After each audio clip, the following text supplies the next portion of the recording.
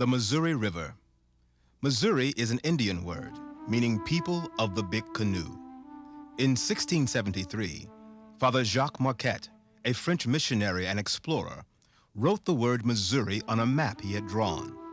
He put the name he had borrowed from the Indians beside the river to show the location of a group of people who lived along its banks. The Indians didn't call this great river or this region Missouri, but in one of those odd quirks of history, the name the Frenchman put on his map stuck, both for the river and the region around it, Missouri. And much of the history of this state is linked to this river, the river of the people of the big canoe.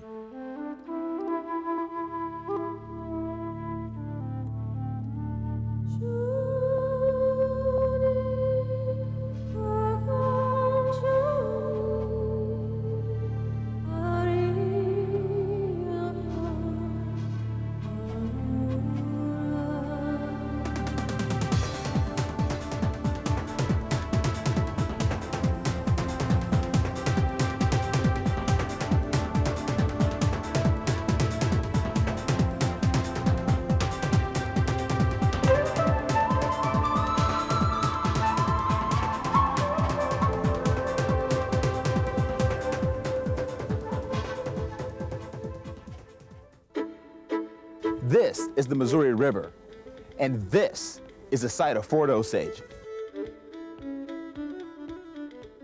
This is a modern reconstruction, but it's built on the original foundation, and they say it looks like the real thing. Come on, let's explore.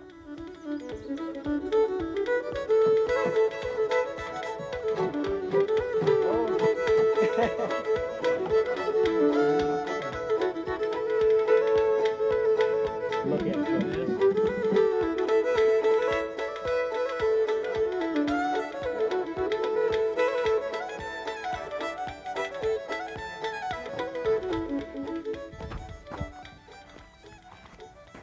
It was built in 1808 when William Clark, of Lewis and Clark fame, came here with a group of soldiers and some workers to establish a trading post and a fort for the U.S. government.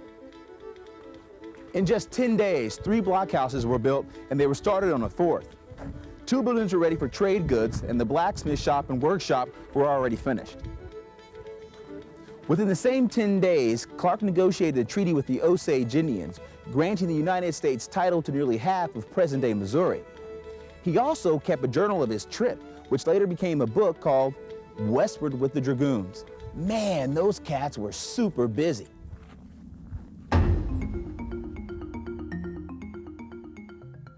Fort Osage consisted of 2 separate but combined operations. The military was here to make sure that no foreign power tried to come into the brand new territory of Louisiana that we had just acquired from France. They were also to make sure that disputes among the Indians did not get out of hand. The trade side of the operation was manned by civilians. We only have the factory building and a couple of other buildings. To Fort Osage to be complete the way it was in 1812, we need 41 more buildings to build. We had between 100 and 120 people living here full time. This was very much like a large city, all crammed inside a tall wooden fence. Before 1804, the area we now call Missouri was controlled by the French and the Spanish. But the story of Fort Osage is about the American colonization of Missouri. It starts with 2 men, Lewis and Clark, and a little thing called the Louisiana Purchase. Imagine you're a young man setting off on a journey into the unknown regions of the American continent. Honored parents, I now embrace this opportunity of writing to you once more to let you know where I am and where I'm going. I am well, thank God, and in high spirits. I am now on an expedition to the westward with Captain Lewis and Captain Clark, who are appointed by the President of the United States to go on an expedition through the interior parts of North America. We are to ascend the Missouri River with a boat as far as navigable, and then go by land to the Western Ocean. John Ordway, April 8, 1804. In 1804, the Missouri River was a mystery to the American explorers Lewis and Clark. Around every bend, there were new discoveries. They set out with about 40 men in a keel boat, which they poled, paddled, and even sailed upstream as far as what is now North Dakota. From there, they used canoes and horses to push through to the Pacific Ocean and the history books. How they came to be there is a story in itself.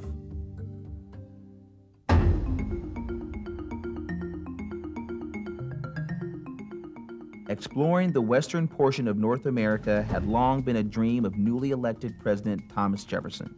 With Meriwether Lewis, William Clark, and their hand-picked band of men, Jefferson felt confident the goal of reaching the Pacific Ocean could be achieved. But the lands west of the Mississippi were controlled by the Spanish. Technically, the Lewis and Clark expeditions would be trespassing. Events in Europe soon changed the nature of their journey. In 1803, shortly before the expedition was to leave St. Louis, the Spanish government transferred title of the Louisiana Territory to France, and France was ready to deal. Jefferson saw his opportunity and purchased the territory for $15 million, doubling the size of the United States. The voyage of discovery took on a new meaning. Lewis and Clark would be exploring American territory.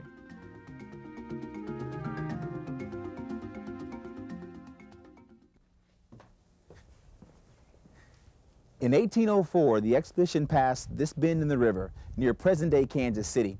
William Clark noted the location, calling it a fantastic location for a fort. 4 years later, he was back, but not as an explorer, but as an Indian agent, a representative for the United States government. He was here to make a treaty with the Osage. He was here to make a deal for much of the land that you and I have come to know as Missouri. Wednesday, 14th September, 1808.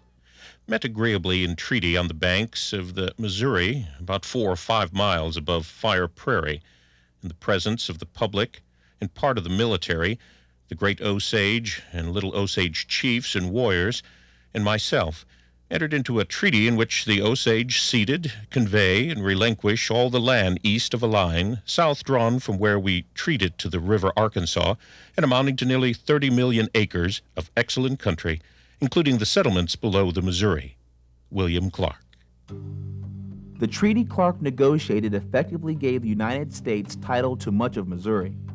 Though Clark's treaty of September was challenged by some Osage warriors not present at Fort Osage, and was later superseded by a broader treaty negotiated with the Osage in November of that year, the die was cast on the banks of the Missouri in 1808. The Osage were giving up their claim to Missouri. The treaty offered peace, protection, and trade. Years before, a strong Osage nation would have laughed at that.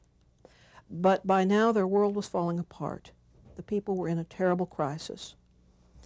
It was not just the white settlers moving in on them, it was many other Indian nations, people who had been crowded out of their hunting grounds and their homes east of the Mississippi River, were now moving into the Osage territory. And there were so many enemies that the Osage could no longer defend themselves. They needed allies, and this treaty seemed to offer that. On Friday, September 16, 1808, Clark, his mission to the Osage concluded, boards a barge for the float downstream. We leave this handsome spot at 2 o'clock and did not get out of sight till past 3. The situation is elegant, commanding and healthy, the land about it fine, well timbered and watered. The fort was left in the hands of Captain Clemson, who handled military affairs, and a government agent or factor named George Sibley, who traded with the Osage people out of a room just like this one for 13 years.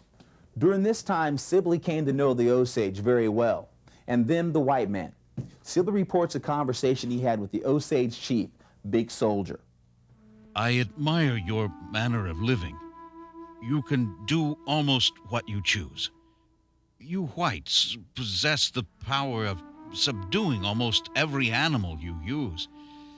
But everything about you is in chains, and you are slaves yourselves. Talk to my sons. Perhaps they may be persuaded to adopt your fashions, or at least to recommend them to their sons. But for myself, I was born free, was raised free, and wish to die free.